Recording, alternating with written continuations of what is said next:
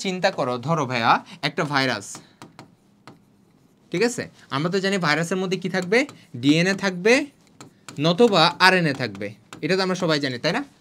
ভাইরাসের মধ্যে nucleic acid হিসেবে নয়তো ডিএনএ থাকে নয়তো আরএনএ থাকে, দুইটা কখনো একসাথে থাকে না।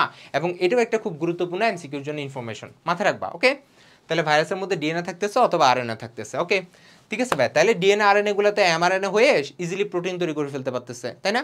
বাট যেহেতু আমাদের রাইবোজোম নাই, সো কি তৈরি হচ্ছে না, সো কোনো প্রোটিন তৈরি হচ্ছে না, ঠিক আছে? এবং যেহেতু কোনো প্রোটিন তৈরি হচ্ছে না, সো কি কোনো বৈশিষ্ট্য প্রকাশ হচ্ছে না, ঠিক আছে? সো যেহেতু কোনো বৈশিষ্ট্য প্রকাশ হচ্ছে না, এই জিনিসটা হচ্ছে ভাইরাসের জ্বর বৈশিষ্ট্য। ক্লিয়ার তুমি? তাহলে এই পার্টটা কি, এই পার্টটা হচ্ছে কেন ভাইরাস জ্বর।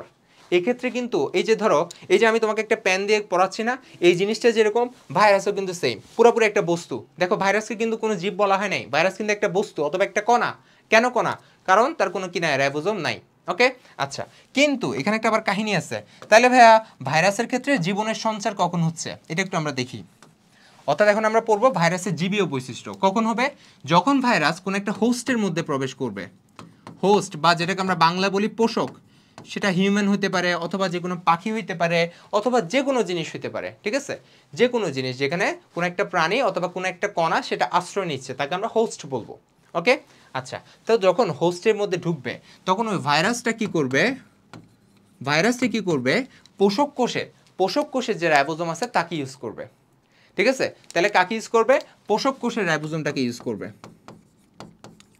তাহলে পোষক কোষের রাইবোজোমটাকে সে ইউজ করতেছে, এবং পোষক কোষের রাইবোজোমটাকে ইউজ করে সে কি করবে, সে বেসিক্যালি এমআরএনএ তৈরি করবে।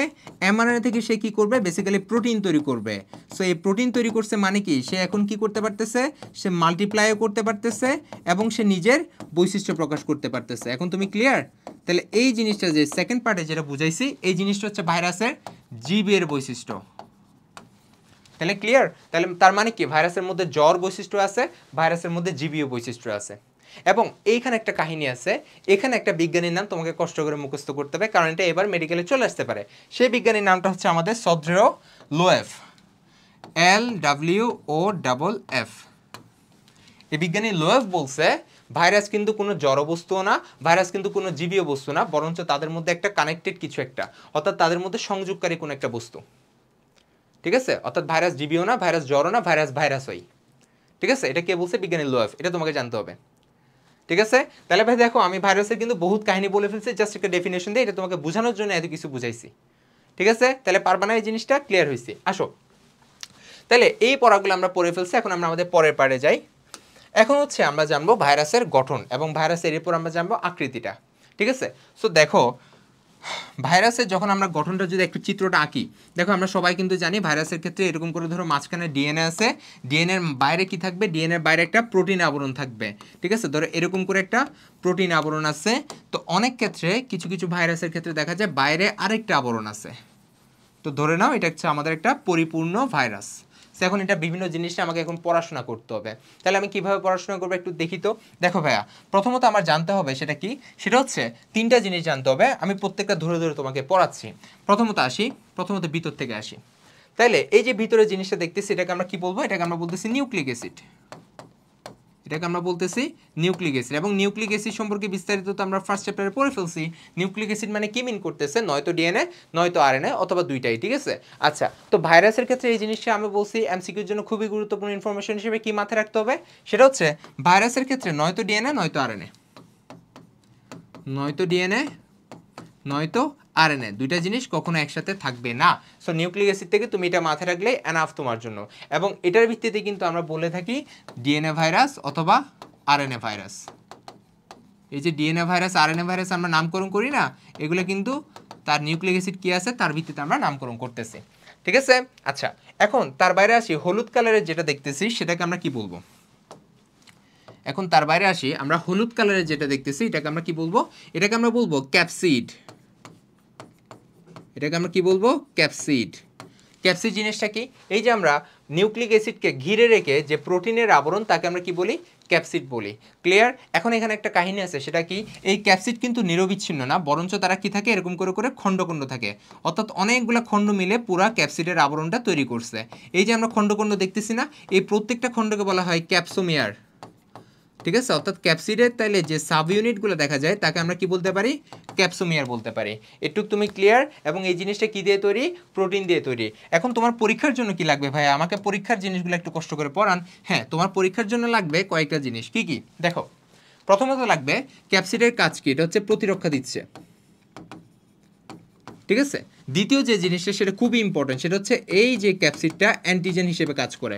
অর্থাৎ তোমাকে আজকে একটা কথা বলে রাখি, সেটা হচ্ছে একটা ভাইরাস সে কাকে আক্রমণ করবে, অর্থাৎ ধরো একটা ভাইরাস সে আমার বডিকে আক্রমণ করবে, সে আমার বডির কোন সাইডটাকে আক্রমণ করবে সেটা ডিপেন্ড করতেছে ভাইরাসের ক্যাপসিডের উপরে। এই কথাটা কি ক্লিয়ার? এটা কিন্তু খুবই গুরুত্বপূর্ণ একটা ইনফরমেশন, সেজন্য তোমাকে এত কষ্ট করে পড়াচ্ছি। কি সেটা হচ্ছে একটা ভাইরাস সে কাকে আক্রমণ করবে এবং সে ওই যাকে আক্রমণ করবে তার কোন অঞ্চলে আক্রমণ করবে সেটা ডিপেন্ড করতেছে তার ক্যাপসিড আবরণের উপরে। অর্থাৎ আমি বলতে পারি ক্যাপসিড হচ্ছে ভাইরাসের অ্যান্টিজেনিসিটিটা ফিক্স করে। ক্লিয়ার? আচ্ছা, তো এবার 3 নাম্বার যে জিনিসটা সেটা কি, সেটা হচ্ছে এই যে ক্যাপসিডটা এটা হচ্ছে রিসেপ্টরের কাজ করে। রিসেপ্টর বলতে কি বুঝো, ধরো আমরা যদি বুঝাই সেটা হচ্ছে রিনো ভাইরাস। ধরো একটা রিনো ভাইরাস এটার বানানটা হচ্ছে অনেকটা RHINO। এই যে রিনো ভাইরাসটা সেটা হচ্ছে আমাদের সর্দি জ্বর করে। এই যে দেখুন আমরা বারবার হাঁচি দিচ্ছি, আমাদের সর্দি হচ্ছে, স্নিজিং হচ্ছে, তাই না? সো এই যে রিনো ভাইরাসটা আমাদের কি স্কিনে আক্রমণ করতে পারতেছে না। এই রিনো ভাইরাসটা তখনই অ্যাক্টিভেট হবে যখন সে আমার নাক দিয়ে ঢুকে সে আমার শ্বসনতন্ত্র অর্থাৎ সে আমাদের ট্রাকিয়া অঞ্চলে যেতে পারবে অথবা ফুসফুসে কোনো একটা জায়গায় যেতে পারবে। তখনই কিন্তু রিনো ভাইরাসটা অ্যাক্টিভেট হবে এবং সে আমাকে তার সিমটমসগুলো প্রকাশ করাবে। বুঝতে পারছো? তারপর ধরো চিকেন পক্স কি আমাদের ভিতরে ঢুকে কিছু করতেছে না, সে কিন্তু আমাদের স্কিনে যত ইফেক্ট সবগুলো করতেছে, স্কিনের যত খারাপ কাজ সব কিছু করতেছে, তাই না? দ্যাট মিনস আমরা বলতে পারি অ্যান্টিজেনটা কিন্তু ফিক্স, অর্থাৎ সে কোন অঞ্চলে আক্রমণ করবে এই জিনিসটা কিন্তু ফিক্স ভাইরাস ওয়াইজ। ওকে, আচ্ছা, তারপর ধরো যেখানে আক্রমণ করতেছে, অর্থাৎ ধরো রিনো ভাইরাসটা আমার নাক দিয়ে আমার ট্রাকিয়া অঞ্চলে গেল, ওই জায়গায় রিসেপ্টর থাকে এবং রিসেপ্টরের সাথে রিসেপ্টর কানেক্ট করে কি আমাদের বেসিক্যালি ক্যাপসিড আবরণটা। অর্থাৎ ক্যাপসিডের মধ্যে কিছু রিসেপ্টর থাকে এবং আমার বডির এই অঞ্চলে কিছু রিসেপ্টর থাকে, তারা পরস্পরের সাথে কানেক্টেড হয় এবং তারপরেই কিন্তু ভাইরাস তার বংশবৃদ্ধি করে বা সংখ্যা বৃদ্ধি করে বাদবাকি কাজগুলো করতেছে। ক্লিয়ার? আচ্ছা, এবং 4 নাম্বারটা সেটা খুব ইম্পর্টেন্ট, সেটা হচ্ছে হাঁচির উদ্রেক করে। হাঁচির উদ্রেক করে, আমরা দেখি না হাঁচি দেই, দেখা যায় আমরা হাঁচি দিচ্ছি, তাই না, স্নিজ করতেছি, ওই জিনিসটা কিন্তু আমাদের প্রোটিন আবরণটার কারণ হচ্ছে। ক্লিয়ার? তাহলে এই 4টা কাজ আমি কখনো বলতে পারবো না। ঠিক আছে, এই 4টা কাজ আমাকে অবশ্যই মাথায় রাখতে হবে কিসের, ক্যাপসিডের ক্ষেত্রে। আসো তারপরে এবার আসি 3 নম্বর জিনিসটা, সেটা কি, সেটা হচ্ছে এই যে সবুজ জিনিসটা, এটাকে আমরা বলতেছি এনভেলপ। এটাকে আমরা কি বলতেছি, এটাকে আমরা বলতেছি এনভেলপ বা বহিস্থ আবরণ। এটাকে আমরা কি বলতে পারি, বহিস্থ আবরণ। সো মজার বিষয়, এই জিনিসটা কারো কারোর মধ্যে দেখা যায়, কিছু কিছু ভাইরাসের মধ্যে দেখা যায় না। তো তোমাকে জানতে হবে, বিশেষ করে এটাও কিন্তু এখানে একটা গুরুত্বপূর্ণ ইনফরমেশন আছে, বহিস্থ আবরণটা দেখা যায় বিশেষ করে যেসব ভাইরাস প্রাণীকে আক্রমণ করে তাদের মধ্যে। অর্থাৎ এক কথা বলতে গেলে প্রাণী ভাইরাস বলা যায়। প্রাণী ভাইরাস দেহে কি থাকে, আমাদের এনভেলপটা বেশি থাকে। ক্লিয়ার? সো যেসব ভাইরাস প্রাণীকে আক্রমণ করে তাদের মধ্যে এনভেলপটা বেশি দেখা যায়। ঠিক আছে, সো ভাইয়া তোমাকে এনভেলপটা এত কিছু জানতে হবে না, তোমাকে জাস্ট জানতে হবে নিচের কোনটি বহিস্থ আবরণযুক্ত ভাইরাস অথবা বহিস্থ আবরণবিহীন ভাইরাস। এটা মেডিকেলে অনেকবার আসছে, এখনো আসতে পারে। সো এটা তো তুমি নামগুলো মুখস্থ রাখলে কয়েকদিন পর ভুলে যাবা। মেডিকেলের ক্ষেত্রে দেখা যায় আমরা ধরো এই চ্যাপ্টারগুলো পড়তেছি না, তুমি যদি এই চ্যাপ্টারগুলো নেমনিক ছাড়া পড়ো তুমি কখনো মাথায় রাখতে পারবে না, এটা শিওর থাকো। তাহলে এই যে বহিস্থ আবরণ, এটা আমরা কীভাবে মাথায় রাখবো, খুবই সিম্পল, দেখবা কখনো ভুলবা না। কীভাবে? একদম simple, IHH plus corona. Corona তো আমরা সবাই জানি, তাই না? করোনা ভাইরাস তো আমরা সবাই চিনি। ওকে, তাহলে IHH মানে কি, এই যে ভাইয়া আই দিয়ে মাথায় রাখবা ইনফ্লুয়েঞ্জা, আই দিয়ে কি মাথায় রাখবা, ইনফ্লুয়েঞ্জা। ঠিক আছে, এইচ দিয়ে মাথায় রাখবা হ্যাপাটাইটিস বি ভাইরাস। ওকে, শুধুমাত্র হ্যাপাটাইটিস বি, কারণ আমরা জানি হ্যাপাটাইটিস বি এর কিন্তু 5টা টাইপ আছে, তাই না? ABCDE আছে, তার মধ্যে শুধুমাত্র যেটা বি তার মধ্যে কি থাকে, বহিস্থ আবরণ থাকে। ওকে, আচ্ছা, 3 নাম্বার যেটা সেটা কি, 3 নাম্বার হচ্ছে হারপিস।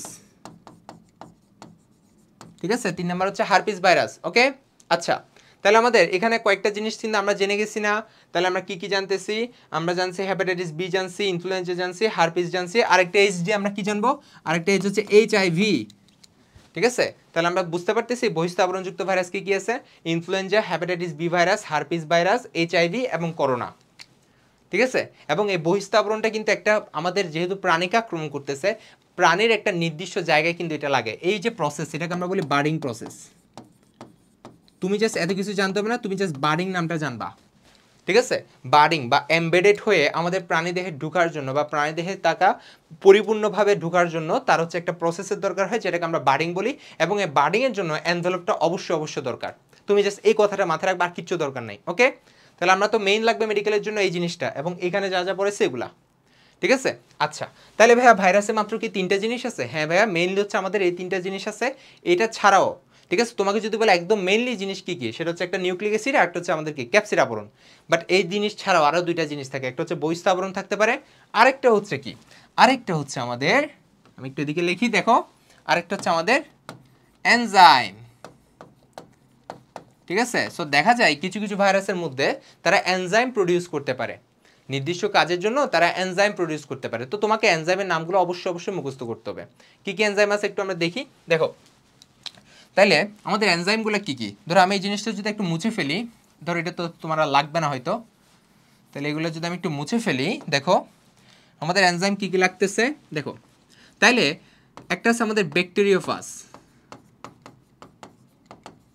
ব্যাকটেরিওফাজ, তা আমরা তো ব্যাকটেরিওফাজ মানে কি আমরা জানি, ফাজ মানে হচ্ছে ভক্ষণ করা, অর্থাৎ যে খেয়ে ফেলতেছে। আর যেহেতু ব্যাকটেরিওফাজ, দ্যাট মিন্স এমন একটা ভাইরাস যে ব্যাকটেরিয়াকে খেয়ে ফেলে, তাই না? তাহলে ব্যাকটেরিওফাজের মধ্যে কোন এনজাইমটা থাকে, সেটা হচ্ছে লাইসোজাইম। কোন এনজাইম? লাইসোজাইম। আমরা তো পড়ছি ফার্স্ট চ্যাপ্টারে, লাইসোসোমটা পড়ছি না? লাইসোসোম কি করে, কোনো কিছুকে বিশ্লিষ্ট করে ফেলতেছে ফ্যাগোসাইটোসিস প্রক্রিয়ায়। এক্সাক্ট লাইসোজাইমটাও কিন্তু সেম কাজ করে, কাকে করতেছে? ব্যাকটেরিয়াকে করতেছে, কারণ এটা একটা ব্যাকটেরিওফাজ ভাইরাস। সিম্পল। আচ্ছা, সেকেন্ড যেটা জানতে হবে সেটা হচ্ছে ইনফ্লুয়েঞ্জাতে থাকে, এটা খুব ইম্পর্টেন্ট, জাস্ট নামটা মুখস্থ রাখলে চলবে। ইনফ্লুয়েঞ্জা ভাইরাসে তাহলে কোন এনজাইমটা থাকে, সেটা হচ্ছে নিউরামিনিডেজ। নিউরামিনিডেজ, ক্লিয়ার? আর 3 নম্বর যেটা জানতে হবে সেটা হচ্ছে এইচআইভির ক্ষেত্রে, এবং এটা তো আমরা সবাই জানি, সেটা হচ্ছে রিভার্স ট্রান্সক্রিপ্টেজ। নাম কি এনজাইমের? Reverse transcriptase. এটাতে কি করে আমরা জানি, তাই না? সেটা হচ্ছে ভাইরাল আরএনএ কে ভাইরাল ডিএনএ তে কনভার্ট করতেছে, উল্টা কাজ করতেছে। আমরা তো জানি ট্রান্সক্রিপশনে ডিএনএ থেকে এমআরএনএ তৈরি হয়, বাট এটা যেহেতু রিভার্স, দ্যাট মিন্স কি এটা আরএনএ থেকে ডিএনএ তৈরি করে, তাই না? তাহলে এই যে কথাগুলো পড়াইছে এগুলো এনাফ, মোর দেন এনাফ। ঠিক আছে, মোর দেন এনাফ কিসের জন্য? আমার মেডিকেলের জন্য, জাস্ট গঠনে। ঠিক আছে, আরেকটা জিনিস তোমরা পড়ে রাখতে পারো, সেটা হচ্ছে বহিস্থ আবরণের এখানে আছে। ঠিক আছে, এই বহিস্থ আবরণটা কি দিয়ে তৈরি হয়েছে? নর্মালি দেখা যায় এটা লিপিড দিয়ে তৈরি হতে পারে অথবা লিপোপ্রোটিন দিয়ে তৈরি হতে পারে। সো লিপিড দিয়ে সবগুলো কিন্তু তৈরি হয় না। যেসব ভাইরাসের যে বহিস্থ আবরণ সেটা যদি লিপিড দিয়ে তৈরি হয়, তাদেরকে আমরা বলতে পারি লিপোভাইরাস। তাদেরকে আমরা কি বলতে পারি? তাদেরকে আমরা বলতে পারি লিপোভাইরাস।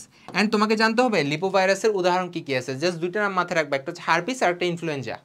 কি কি মাথায় রাখবা তুমি? লিপোভাইরাসের উদাহরণ কি? হারপিস মাথায় রাখবা, এবং তুমি মাথায় রাখবা ইনফ্লুয়েঞ্জা। ক্লিয়ার? ইনফ্লুয়েঞ্জা, এই 2টা জিনিস মাথায় রাখবা। ক্লিয়ার? তাহলে ভাইয়া, তাহলে দেখছো আমরা ভাইরাসের গঠন কিন্তু যেভাবে পড়াইছি এর চেয়ে বেশি কিন্তু আমার লাগবে না। ঠিক আছে, যা পড়াইছি একটু এনাফ তোমার জন্য। আসি, এরপর হচ্ছে আমরা আরেকটা